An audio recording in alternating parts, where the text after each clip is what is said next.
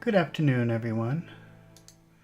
Uh-oh, I'm receiving an error message here.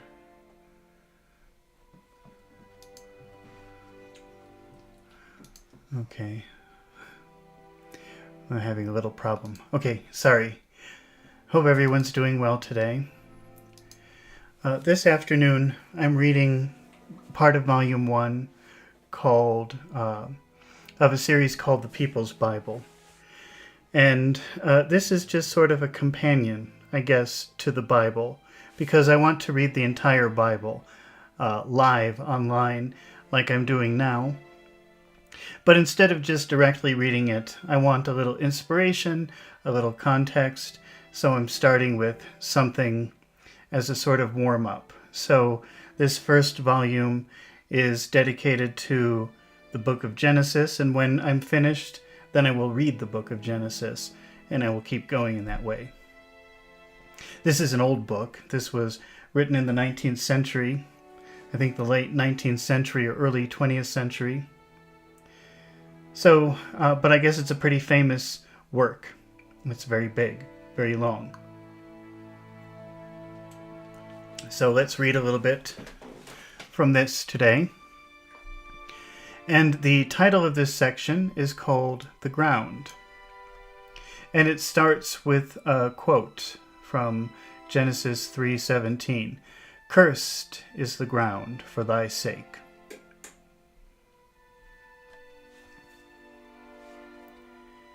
You do not suppose, and therefore I need not waste your time in answering the delusion, that the Almighty God took revenge upon the ground because Adam, the first man, had broken the divine law. Yet, at the first reading, it is easy to see how that mistake might be made. Adam had broken the divine revelation, and he was now in the presence of Almighty God for the purpose of receiving sentence. In the midst of that sentence occurs the remarkable words of the text, Cursed is the ground for thy sake. Yet possibly there may be a tone of beneficence even in that denunciation. It was for man's advantage, in many respects, that the ground should be made hard to till and cultivate. And it is to that point that I wish to direct attention. The ground is our first lesson book. We must follow the law of the ground. I must get you away, as far as I can, from manufactures and science and politics, and fix your attention upon the great law of the land. The land is the true wealth of the nation. Manufactures are a flash in the pan. They succeed, they fail, they change, they die, they go abroad. They are unsteady, vagrant, almost unreckonable.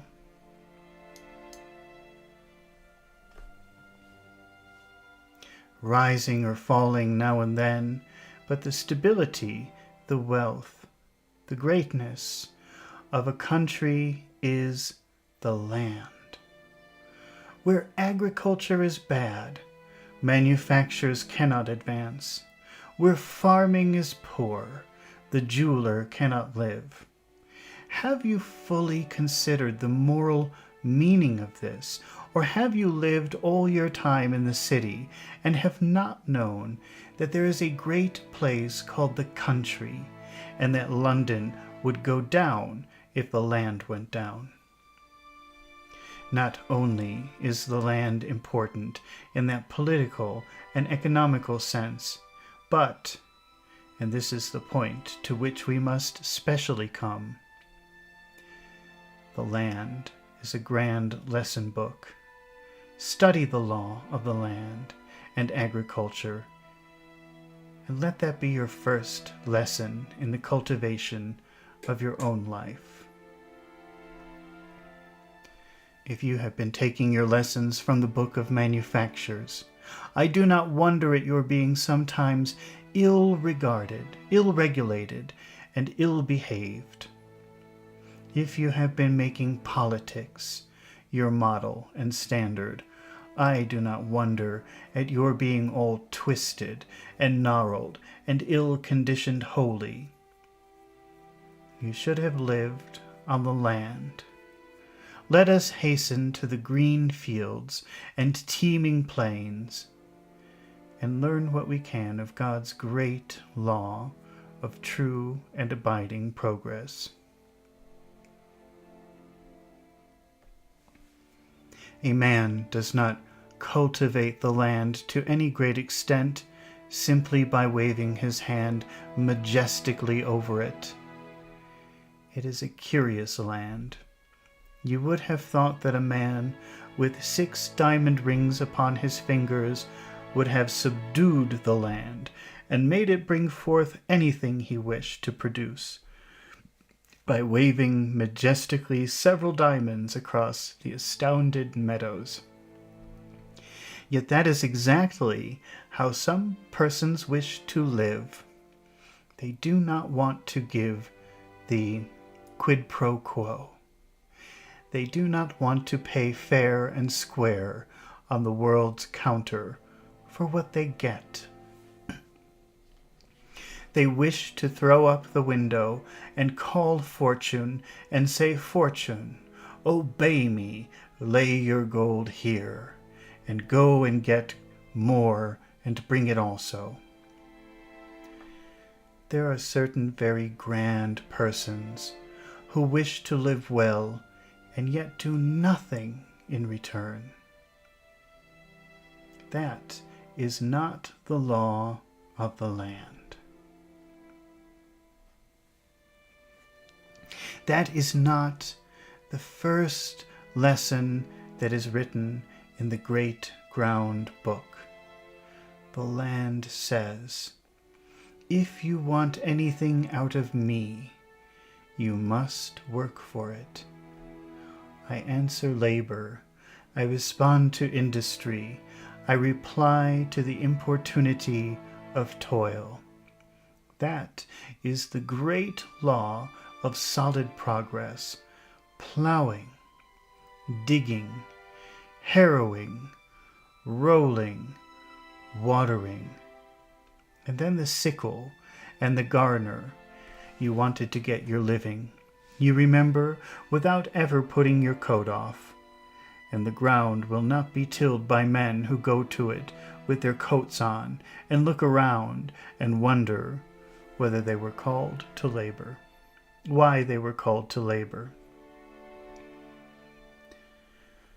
I have also observed that the ground does not obey the dashing and angry passion of any man. You can go into your mill and smash your looms. You can go into your laboratories and put out your fires. But when you go into the fields, how little you are.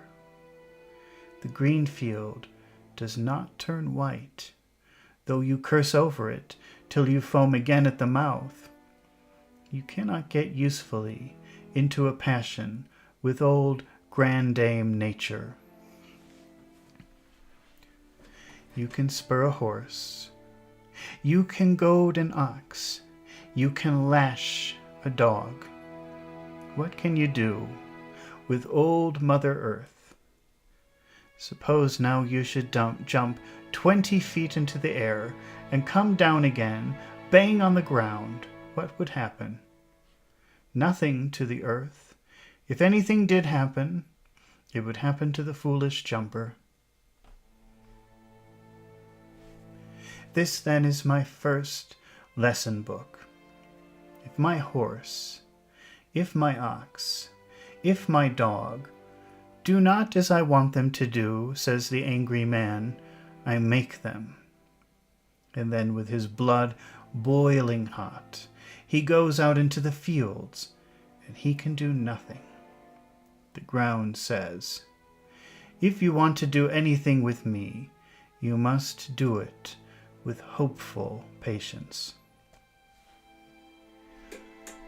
I am a school in which men learn the meaning of patient industry, patient hopefulness.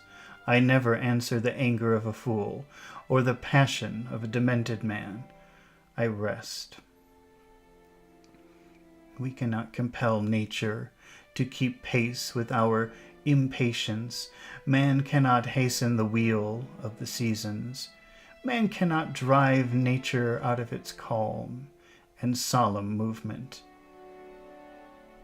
His own fields keep him at bay. He would like to get on faster, faster. It would please him to have 3 wheat harvests every year. It would delight him to have an orchard stripping on the first day of every month. He makes his dog go out when he likes. His own trees put out their branches without him and mock his fury. Nature says, "I must have my long holiday." Nature says, "I must have my long, long sleep." Without recreation and rest, man's life would not be solidly and productively developed. He may be lashed and scourged, overdriven and maddened, but broad, massive, enduring growth he never can realize unless he operates upon the law of steady slowness.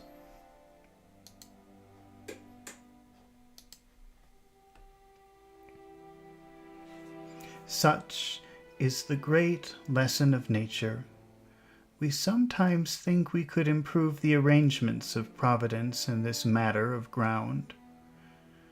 A man standing in his wheat field is apt to feel that it would be an exceedingly admirable arrangement if he could have another crop of wheat within the year.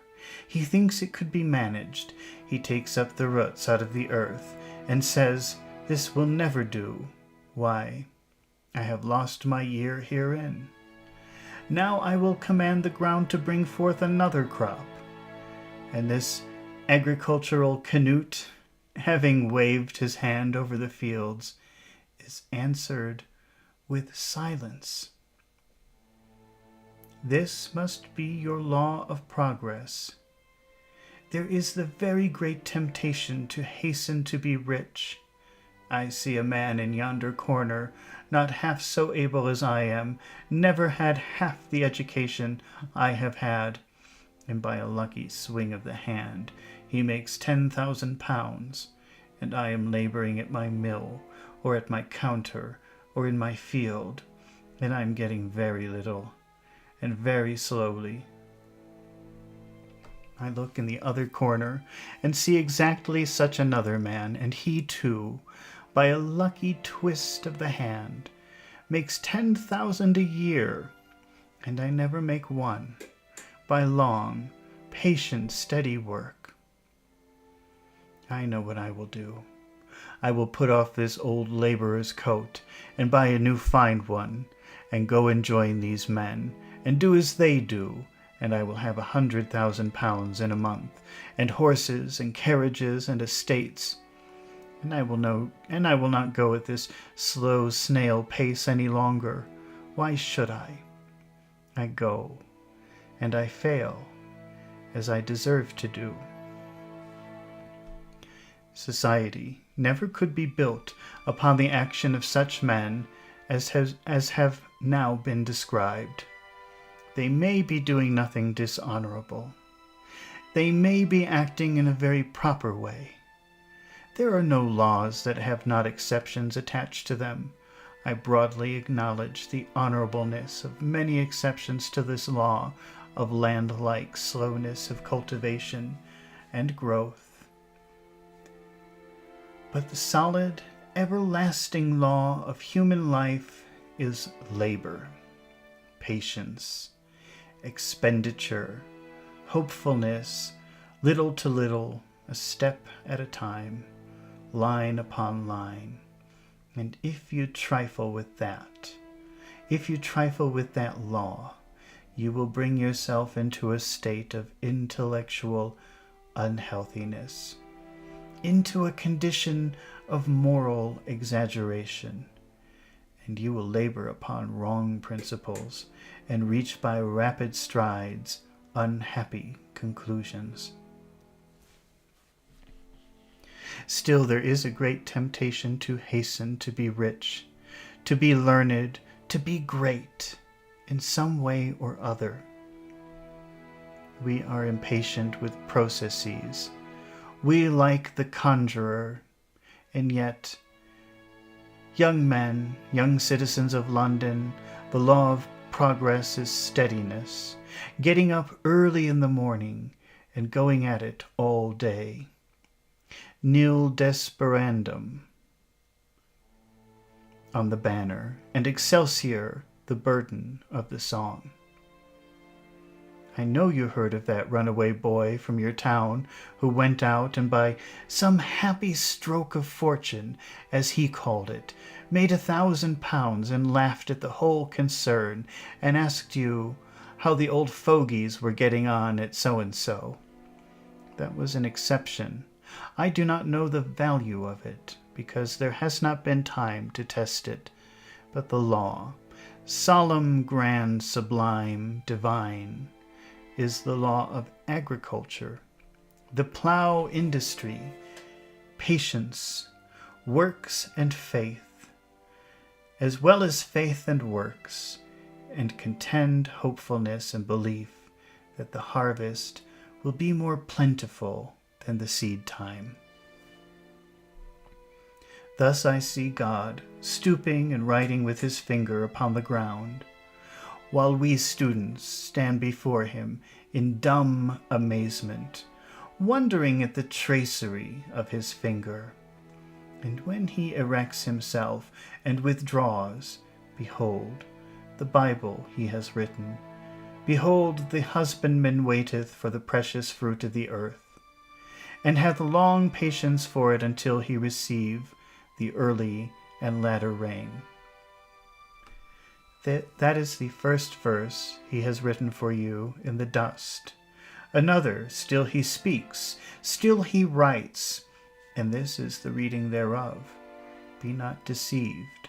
God is not mocked, for whatever a man soweth, that shall he also reap. Still he speaks, and still he writes upon the verdant earth. He which soweth sparingly shall reap also sparingly, and he which soweth bountifully shall reap also bountifully. And yet again, he speaks and writes with that wondrous finger. In the morning sow thy seed, and in the evening withhold not thine hand. For thou knowest not whether shall prosper either this or that, or whether they both shall be alike good. See the earth inscribed with terms like these, and learn from the land how to live. I'm just going to take a 1-minute break.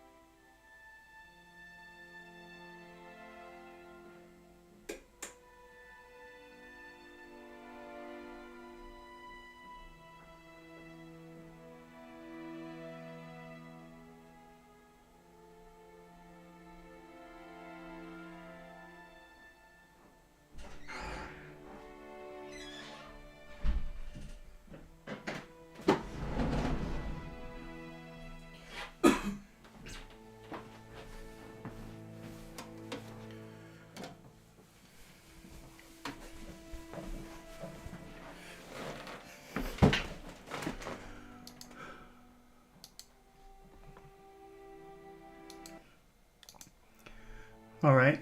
Thank you for waiting. Sorry about that. Let's continue.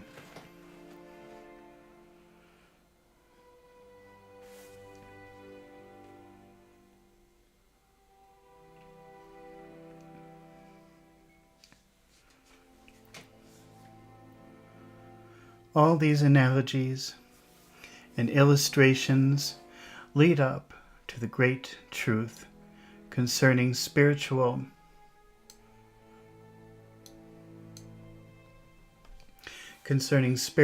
cultivation, which I wish to urge upon my own mind and yours. Spiritual cultivation, like the culture of the land, cannot be hastened. I know that you have forcing pits and hothouses and frames made for the purpose of rapidly feeding the roots and almost compelling the sun to do double duty upon their glass. But what are all these when gathered together, compared with the hundreds and tens of thousands of acres which make up the total area of the globe's cultivatable land? They are as nothing. It is as if a man should imagine that because he can have a warm bath in his own room, therefore it is possible to heat the Atlantic. You must not judge by little exceptions and by small experiments. You must seek out the central quantity and abiding law, and that is a law of slow but steady succession. Holiday, rest, sleep, patience, toil, well-directed industry. Go to the ant, thou sluggard, consider her ways, and be wise. So it is in spiritual cultivation. You cannot grow a character in a week. There are some long, thin stalks that you can buy in a garden market for about $1 a dozen. And you put up these and say, "Do grow if you please. Do get up. Do broaden yourselves and make something like a garden about us." And the long, thin spindle shanks, look at you and cannot be hastened, though you mock them with your leanness and scourge them with your unruly tongue. Look at those grand old cedars and oaks and wide-spreading chestnuts. Why are they so noble? Because they are so old. They have been rocked by 100 wintry nurses, blessed by 1,000 summer visitants, and they express the result of the long processes. They have told their tale to 50 winters, caught the blessing of 50 summers, waved musically in the storm, guested the birds of the air, and all the while, having been striking their roots deeper and deeper, farther and farther into the rich soil. So must it be with human character. You cannot extemporize moral greatness. It is a slow growth. Money cannot take the place of time. Time is an element in the development and sublimizing of character. Time stands alone and cannot be compounded for by all the wealth in all the gold mines of creation. This spiritual cultivation not only cannot be hastened, but sometimes it is very hard. As a general rule, indeed, it is very difficult. It is not easy to grow in grace. Some of us live too near the smoke, ever to be very great trees, or even very fruitful bushes. circumstances are heavily against us.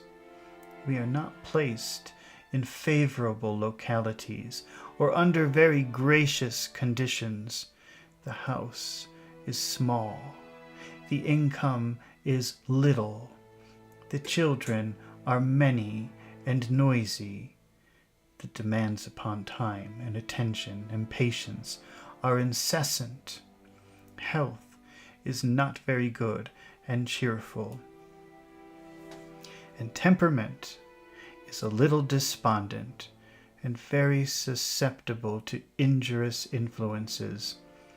And how to grow in Christ Jesus under such circumstances as these, the Savior himself only knows. Do not suppose, therefore, that I mock any of you, that I taunt you with your moral leanness and want of progress in your life that is in the Son of God. We do not all grow under the same sunny conditions. How some of you grow at all is one of the practical mysteries of my life. Under any circumstances, I feel as if I could not grow at all. Be thankful to God, therefore, that the bruised reed is not broken, that though you are faint, still you are pursuing, that though you are very weak in the limb, and cannot run hard in this uphill race, your eye is fixed in the right quarter, and the fixing and sparkling of your eye has a meaning which God's heart knows well. Cheer thee then, though growth is not so broad and obvious as thou wouldst like it to be, yet God is judge. To whom little is given, for him shall little be expected. I do not look for such flowers in the poor man's little painted flower box set upon his one-paned window-sill, as I look for in the great man's ample grounds, and which is called into exercise the highest horticultural ability of the day.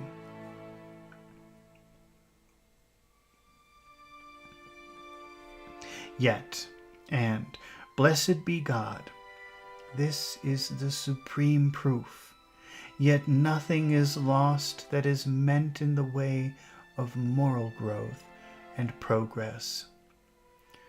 Weary not in well-doing, for in due season ye shall reap if ye faint not. There are some things beyond your control. Shall I meet a farmer coming out of his well-tended fields with a few lean ears of corn as his only harvest, and mock him because he is not bringing in 1,000 golden-headed sheaves? I know the labor he has expended. I know the sleepless nights he has had. More or less foolishly it may have been, but still he passed them. I know his labor and anxiety, and when he says to me, "This is all the result," do I encounter him with taunting and mockery? God forbid.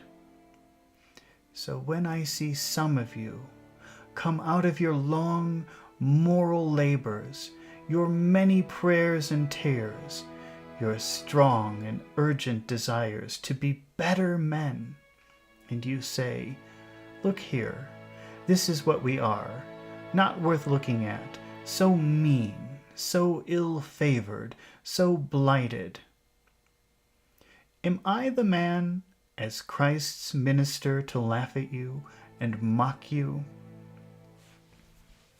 I ask about the labor you have expended, and God rewards the diligence.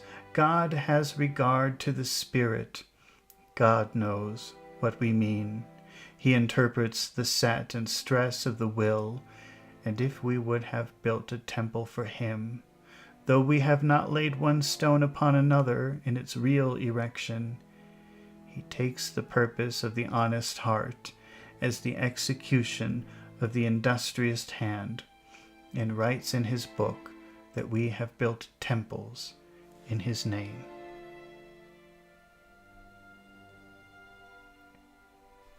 What is true in the land and in attainments is true with infinite extension of meaning in the spiritual realm. I want to preach like some dear old father in God, whose words are light, whose sentences are music, and I cannot until 20 more years have come and gone and mellowed me into richer ripeness.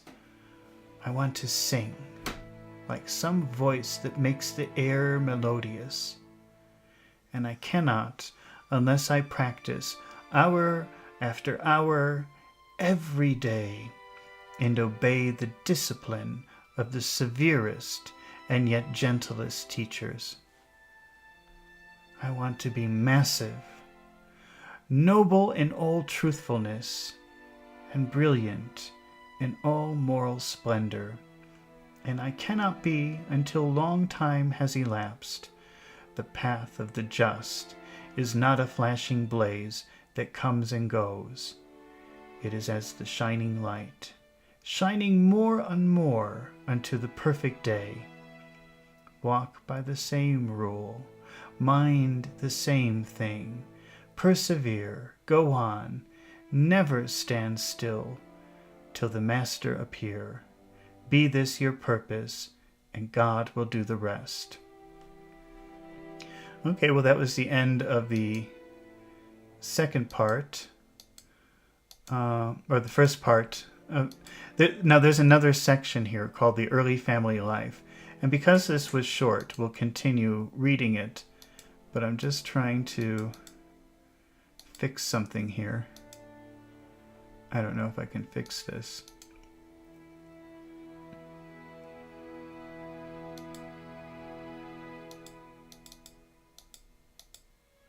Okay, well, I'm just going to take a minute break, and I will be right back.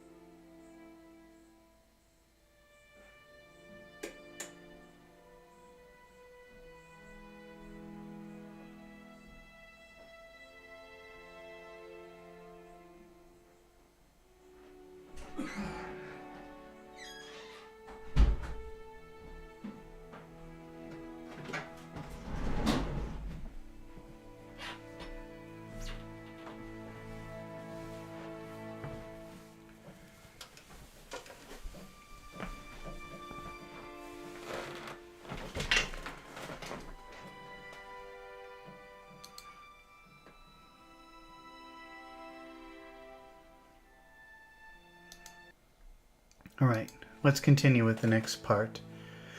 Okay, this says Genesis 4:2.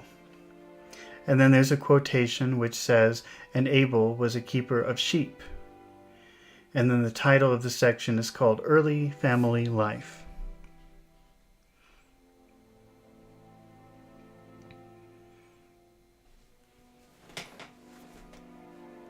This chapter begins the family register of the world, and begins it, in truth, very awkwardly.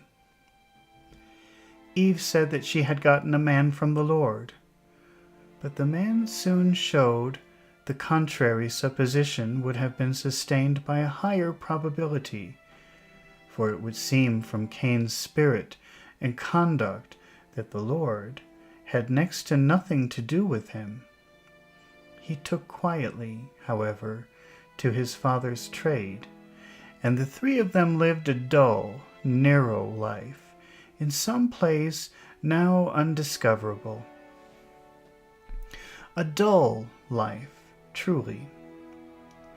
The old people disgraced, the young man nothing to hear but how his father and mother had misbehaved themselves and had been made to start the world with a skin apiece and a rude knowledge of gardening. With a skin apiece, sorry, let me read that again. And had been made to start the world with a skin apiece and a rude knowledge of gardening. No newspaper, no telegraph, no politics, no theaters, no public houses. Why, some of you young men think your lives dull enough, but at any rate, you can hear the noise if you cannot join in the glee. And it is something, after all, to be able to hear a good, loud noise. It scares the ghosts off and sets you wondering. Cain had nobody of his own age to speak to. He lived under the cloud of an unhappy memory, and day by day he got moodier and gloomier in temper.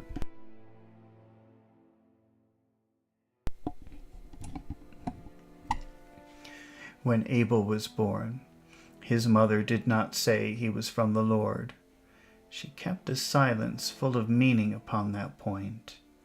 Her experience of Cain's odd ways and fierce looks had led her to take Abel's coming very quietly.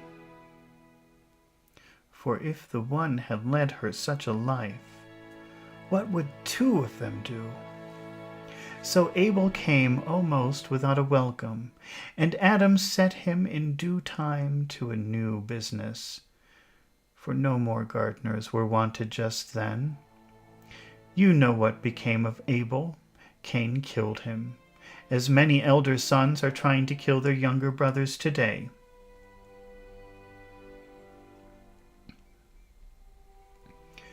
Those who have been some time in possession do not like to be disturbed.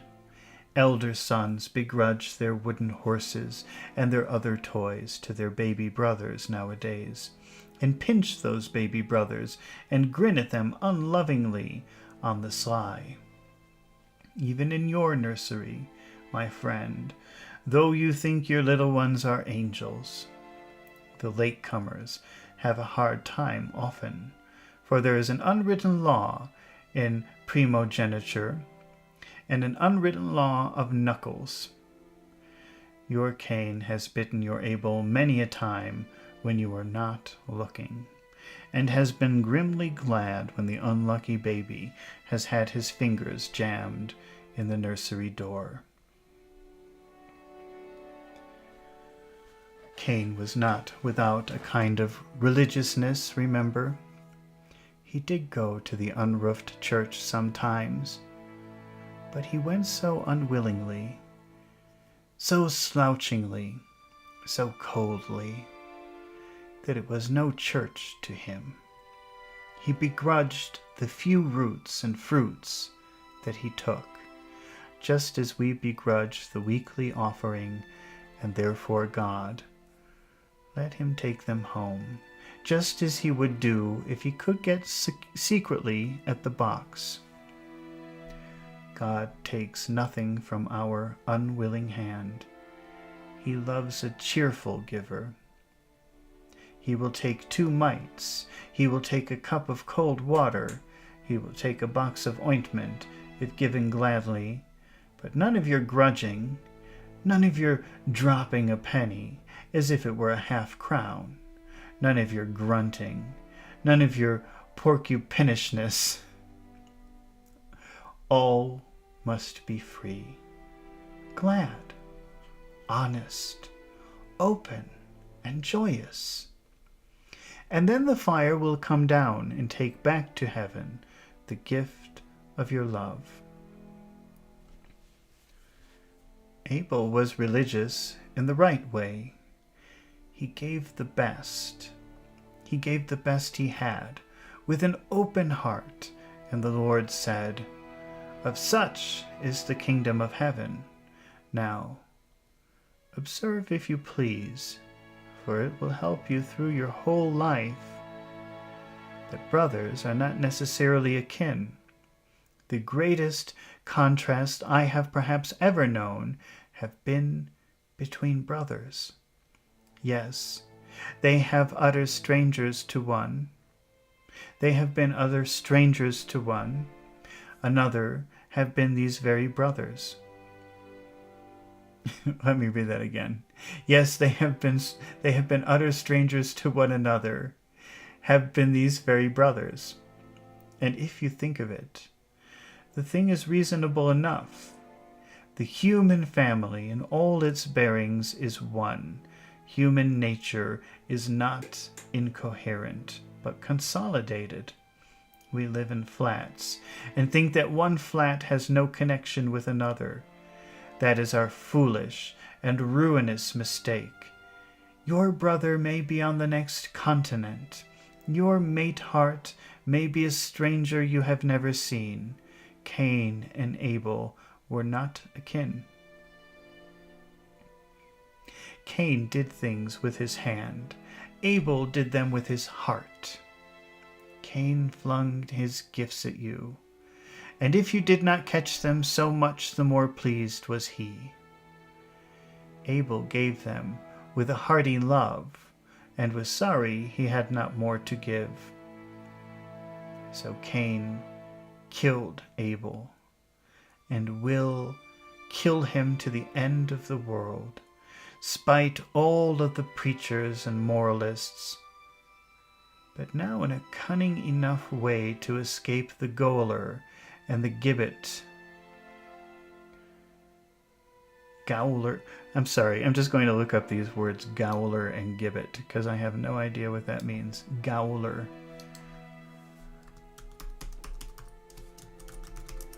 A gaoler is a person in charge. Wait.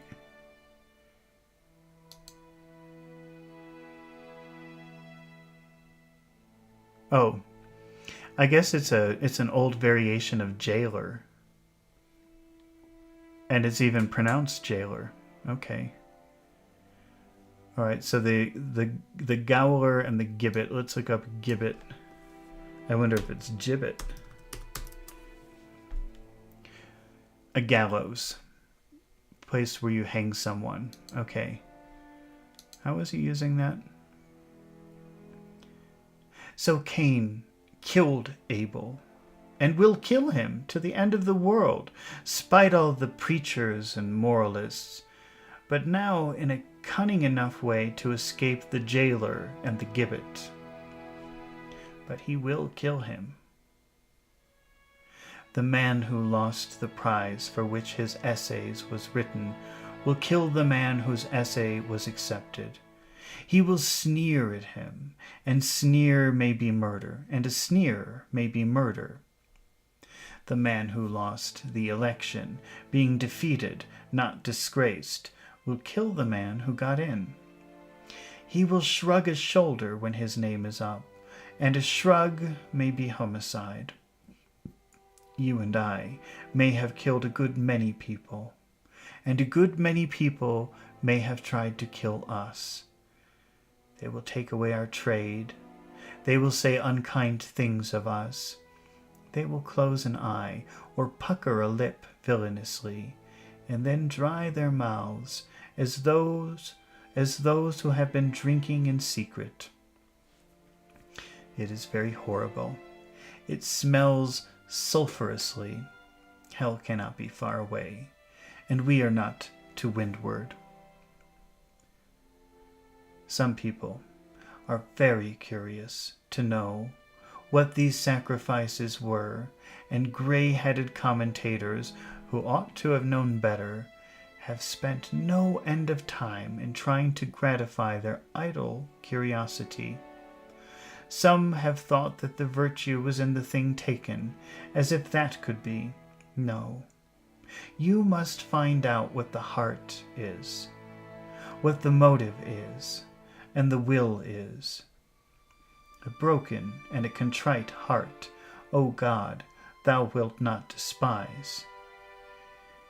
It is forever true that God abhors the sacrifice where not the heart is found. If you want to find out Cain's condition of heart, you will find it after the service which he pretended to render. You know a man best out of church. The minister sees the best side of a man, the lawyer the worst, the physician the real. If you want to know what a man's religious worship is worth, see him out of church. Cain killed his brother when church was over, and that is the exact measure of Cain's piety. And so, when you went home the other day and you charged 5 shillings for a 3-shilling article and told the buyer it was too cheap, and that is exactly the value of your psalm singing and sermon hearing.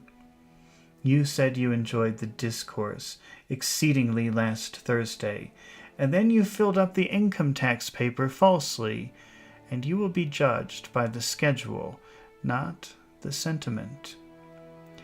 Do not trouble your heads about the details of the first sacrifice, but remember that what is required of us is that we do justice, love, mercy, and walk humbly with God. If thou doest well, thou shalt be accepted, and if not, sin lieth at the door.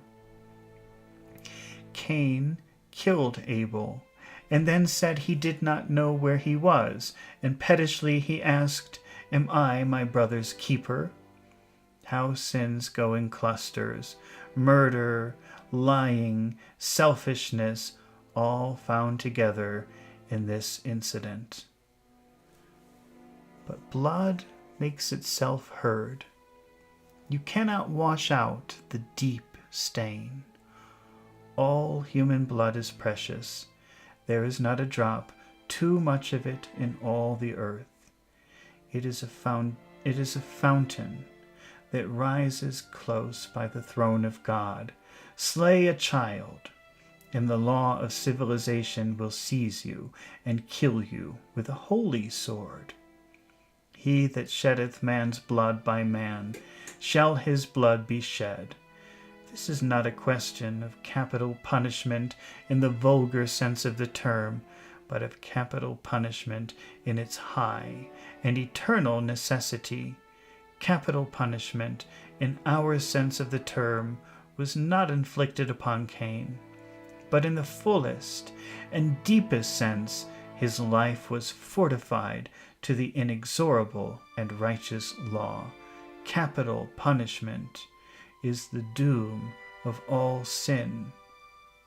The wages of sin is death. And the day that thou eatest thereof, thou shalt surely die. To do evil is to perish at the core. As we proceed in this chapter, we find that family life extends rapidly. What length of time elapses, you see we cannot tell. The spaces may have been what some people like to call geological periods. I fancy that the true explanation of all these difficulties about the rise of the human race from 2 people and all these intermarriages is to be found in the question of time. But I know nothing about it, and the people called the commentators know nothing about it. The solid fact with which we have to deal is that the human race is here, and the account given of it in the Bible is the best account of it yet found in all the world. How wonderfully things begin to take shape in the following verses.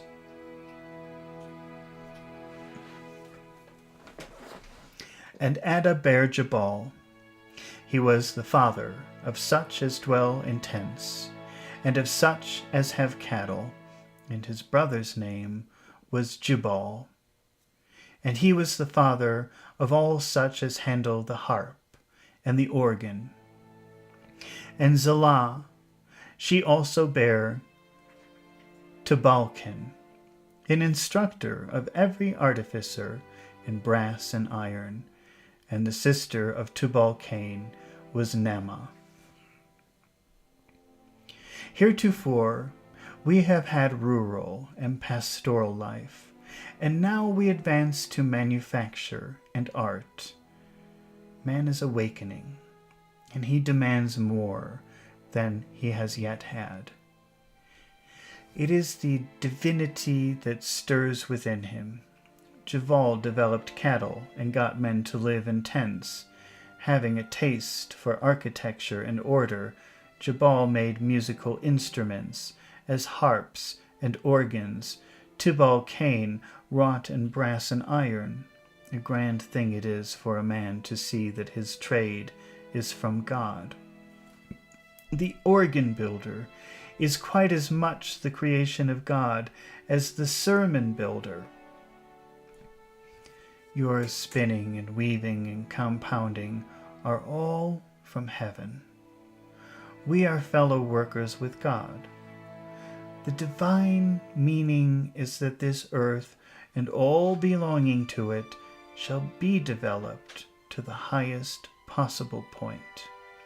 And he who helps in that direction is called of heaven to the work. Build your organs for God. Keep your shops for God. Employ your men and your money for God. Whether ye eat or drink or whatsoever ye do, do all to the glory of God. Towards the end of the chapter, Lamech seems to go out of his head. And Lamech said unto his wives, Adah and Zillah, Hear my voice, ye wives of Lamech, hearken unto my speech. For I have slain a man to my wounding, and a young man to my hurt. If Cain shall be avenged sevenfold, truly Lamech 70 and sevenfold. Thus Lamech seems to become the father of all such as are crazy. I cannot tell what he saith. Is it a riddle? Is it mania? Does he think he has killed somebody? Or is it nothing but frenzy and incoherence? Truly, Lamech has a large family to answer for. It is amazing how many incoherent people there are in the world. I believe it is a matter of fact that most of men are lunatics, not upon all points, not openly and visibly, not far enough gone to be confined in asylums, but really insane on some vital questions. How else account for their lives? How else explain the discrepancy between their creed and conduct? How else give a reason for their going straight down to hell in the very face of the cross and against the stress of the whole love of God? The whole head is sick. That is the terrible and sufficient answer. Okay, well, that was the end of the second part. I think we'll finish here for today. We're halfway through this volume, and when we finish it, then we'll read the whole book of Genesis, hopefully with a little bit more understanding.